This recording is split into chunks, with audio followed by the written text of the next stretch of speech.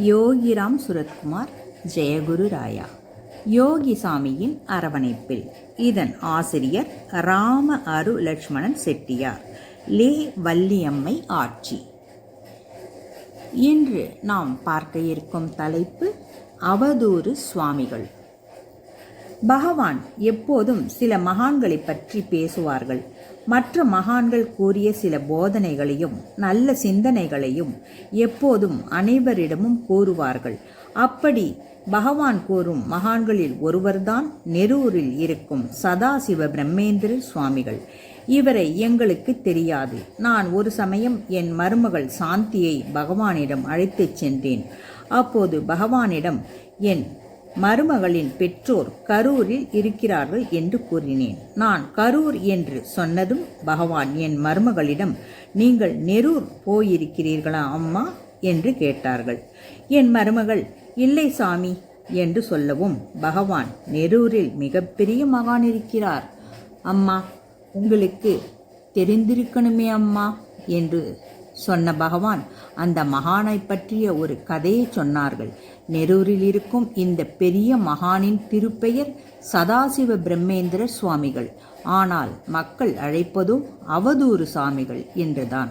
அப்போது இறை சிந்தனையுடன் இருந்த தன்னிலை மறந்து இறைவனின் திருவடிகளை உணர்ந்தவர்களைத்தான் முற்றும் துறந்த துறவிகள் என்பார்கள்.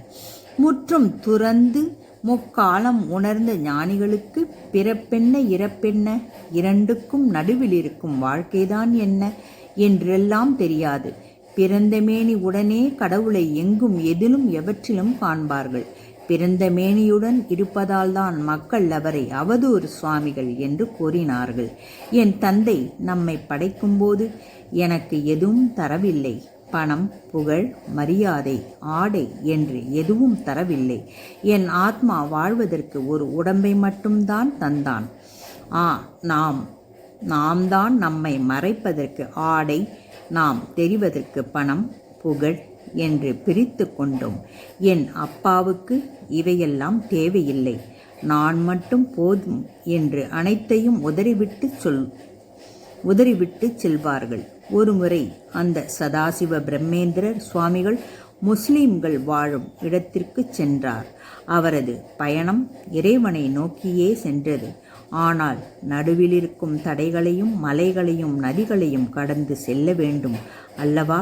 அப்படி அவர் கடக்க வேண்டிய இடம்தான் முஸ்லிம்களின் ராஜ்யம். அவர் தாம் எங்கு செல்கிறோம், என்ன செய்கிறோம், தாம் எங்கு இருக்கிறோம் என்றுணராமல் ஒருவித தவநிலையில் தன் பயணத்தை தொடர்ந்தார்கள். சுவாமிகள் முஸ்லிம்களின் ராஜ சபையை நெருங்கினார்கள். சுவாமி வரும் நிலையை பார்த்த அரசனுக்கு கடும் கோபம் வந்தது. பிறந்த நிலையில் ஒருவன் நம் ராஜ்யத்திற்குள் வருவதா என்று கோபம் கொண்டான். சினத்தினால் கண்கள் சிவந்த மன்னன் தன் உடைவாளை உருவி சுவாமியின் கையை துண்டாக்கினான். இரத்தம் பீரிட்டது. ஆனால் சுவாமியிடம் எந்தவித உணர்ச்சியும் இல்லை. அவர் என்ன நடந்தது என்று கூட அறியாமல் தன் போக்கில் நடந்து போய் கொண்டிருந்தார். சுவாமியின் செயல் மன்னனை வெகுவாக பாதித்தது. மன்னன் பயந்து போனான். சுவாமியின் துண்டாக்கிய கையை எடுத்துக்கொண்டு அவரை நோக்கி ஓடினான். சுவாமியை நெருங்கியதும் அவரது கால் பிடித்து மன்னிப்பு வேண்டி கதறினான். மன்னனின் கதறல் சுவாமியை தன்னிலைக்கு வரச் செய்தது.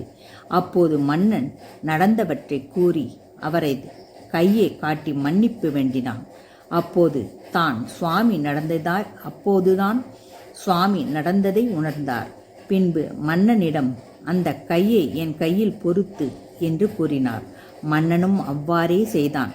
துண்டாக்கிய கை சுவாமியின் உடலுடன் பொருந்திவிட்டது.